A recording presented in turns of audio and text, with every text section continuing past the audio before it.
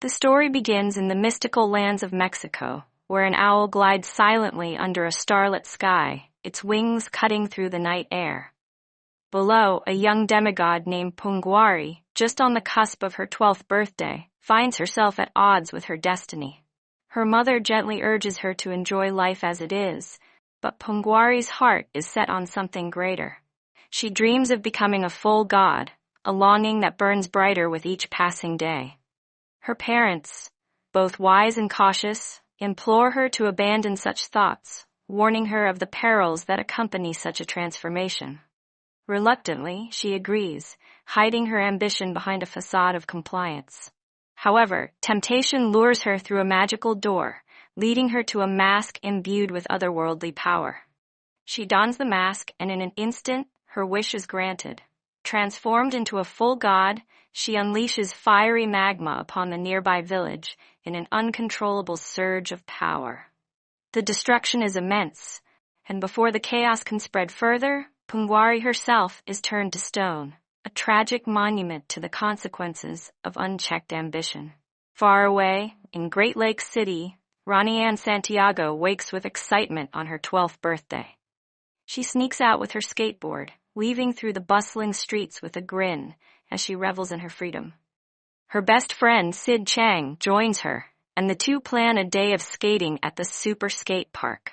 But their plans are cut short when Ronnie Ann's mother, Maria, reminds her to come home quickly for a surprise.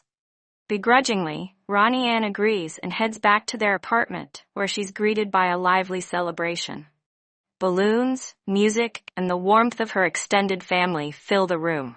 Each family member contributes to the celebration in their unique way, making it a day to remember.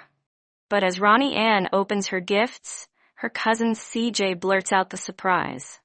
They're going to Mexico for the summer. Ronnie Ann's heart sinks at the news. While everyone else is thrilled, she dreads the idea of leaving her life behind for an entire summer, yet she has no choice but to go along. The family embarks on their road trip, with Maria enthusiastically detailing their packed itinerary. But the journey takes an unexpected turn when their van crashes into a cactus patch. They eventually make it to their destination, arriving during the vibrant festival of the new fire. A grand bonfire lights up the night, and the family dives into various activities, from crafting to dancing. Bobby, always seeking to impress, tries to capture the perfect selfie under Carlotta's tutelage, while Maria takes a moment to reminisce about her childhood with Mama Lupe. Among the festivities, Ronnie Ann finds herself drawn to a stall selling crystals. Though Maria initially stops her from buying one, Ronnie Ann sneaks back later, handing the vendor a box of money to secure the crystals she desires. Their journey continues as Mama Lupe paddles them across a serene pond to her home. That night, Carlos shares the legend of Mount Punguari, the mountain formed when the demigod Punguari was turned to stone. He warns of the curse that will befall the city if she is ever freed. Meanwhile, Ronnie Ann FaceTimes Sid, who is at an extreme skate park, and the two friends hatch a plan to skate together at Mount Punguari. The next morning, Maria assigns Ronnie Ann to help with mask making, but she sneaks away to pursue her skating plans instead. She meets Sid, and together they skate down the slopes of Mount Punguari. But an accident causes Ronnie Ann to tumble over a rock, and when she picks herself up, she notices her crystal glowing. Suddenly, an earthquake shakes the ground, and Ronnie Ann spots a girl trapped on a tree branch. She rushes to rescue her, discovering that the girl is none other than Punguari herself. Ronnie Ann introduces Punguari to her family, pretending her name is Shara. Though Maria dismisses Ronnie Ann's stories as immature fantasies, Carlos listens closely. He consults another book, which reveals Punguari's true intentions to find the Mask of Many Places and complete her transformation. Realizing the danger, Ronnie Ann and Punguari rush to retrieve the mask before it's too late. Along the way, Maria tries to teach Ronnie Ann how to throw a chancla, a skill she never quite mastered herself, revealing that even she had her rebellious streak as a child. The two girls infiltrate a museum, joining a tour before sneaking into the basement. Guided by her glowing crystal, Ronnie Anne uncovers a hidden door and places the crystal inside. In that moment, Pungwari reveals her true identity, connecting her face to the mask to unleash her full power. Trapped in the secret room, Ronnie Anne feels hopeless until she hears a familiar humming. Through a small window, her abuelo encourages her, and she calls on her family for help. They sneak into the museum under cover of darkness, disable the security guard, and work together to free Ronnie Anne. The family learns that Pungwari plans to use the mask to summon Ukumu, an ancient evil.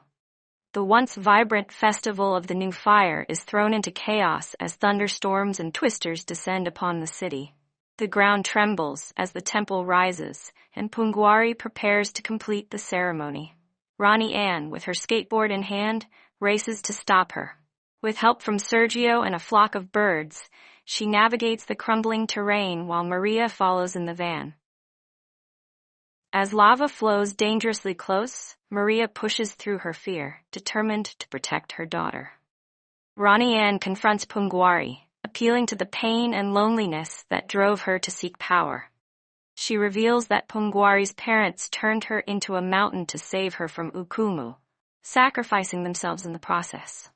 Touched by the truth, Pungwari hesitates, but Ukumu's emergence forces Ronnie Anne and her family into action. They devise a daring plan, crafting a giant flaming chancla to defeat the ancient evil.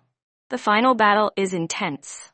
Pungwari, now allied with Ronnie Anne, fights valiantly but is struck down by Ukumu. The family steps up, using their unique skills and teamwork to fend off the fire demons and distract Ukumu. Bobby, wielding his paper father as a shield, retrieves the flame needed to ignite the chancla. With a powerful throw, Maria lands the flaming weapon squarely on Ukumu, reducing him to ashes. In the aftermath, Pungwari uses her remaining strength to destroy her temple, ensuring Ukumu can never return.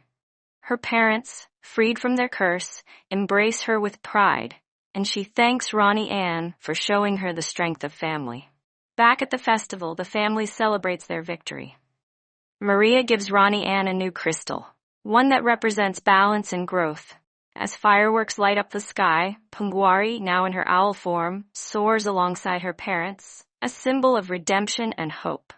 Ronnie Anne, having grown wiser from her adventure, looks forward to the future, ready to embrace her family and her independence in harmony. Please subscribe to my YouTube channel if you like the video. See you in the next video.